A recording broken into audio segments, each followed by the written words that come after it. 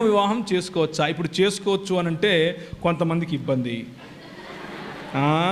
అబ్బా ఈయన కన్నేన్రా అంటారు. చేసుకోకూడదంటే ఇంకొందరికి ఇబ్బంది. అన్నం అట్లా చెప్పి వెళ్ళిపోయాడు అంటారు. ఏం చేయాలి ఇప్పుడు? నేను ఏం చేస్తానంటే నేనేం చేశానో చెప్తాను. అయిపోయిందా? ఏమంటారు? నేనేం చేశానో చెప్తే అయిపోతుందా? నేను 2000 సంవత్సరం నుండి 2011 సంవత్సరం వరకు మధ్యప్రదేశ్లో ఇందోర్ అనే పట్టణంలో మిషనరీగా ఉన్నాను. మిషనరీగా ఉండి పరిచర్య చేశాను. పరిచర్య చేసే సమయంలో నేను మా పాస్టర్ గారితో కలిసి పనిచేశాను. మా పాస్టర్ గారు చాలా భక్తిపరుడు, చాలా దేవుని రాజ్యం కోసం చాలా కష్టపడతాడు. నేను ఆయనతో కలిసి పనిచేస్తూ ఉంటే వాళ్ళ అమ్మాయి నన్ను పెళ్లి చేసుకో అని నన్ను అడిగింది. నేను మా పాస్టర్ గారికి చెప్పాను.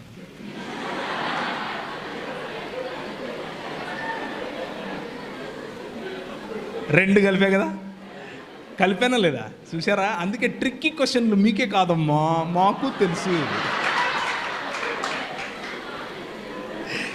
నేను మా పాస్టర్ గారికి చెప్పాను, అయ్యా మరి ఆమె నన్ను పెళ్లి చేసుకోమని అడుగుతా ఉంది, మీరు ఓకే అంటే సమయం తీసుకుని మా ఇద్దరికి కౌన్సిలింగ్ ఇవ్వండి, మేము పెళ్లి చేసుకుంటాం. లేకపోతే రేపటి నుంచి మళ్ళా దాన్ని ఏమంటారు, ఎవరికి వారే యమునా తీరే అని చెప్పాను.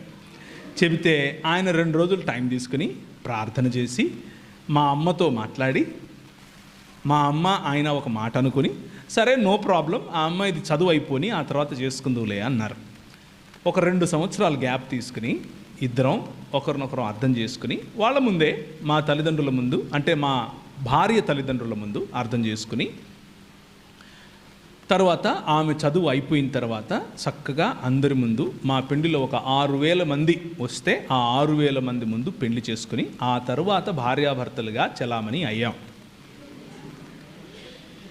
ముందు భార్యాభర్తలు అయిపోయి తర్వాత పెళ్ళిళ్ళు చేసుకోకండి అని చెప్తున్నాను. అది తప్పు. ముందు ప్రొక్లమేషన్, ఆ తర్వాత కాన్సమేషన్. అంటే మొదట ప్రకటించాలి, ఆ తరువాత ఒకటవ్వాలి.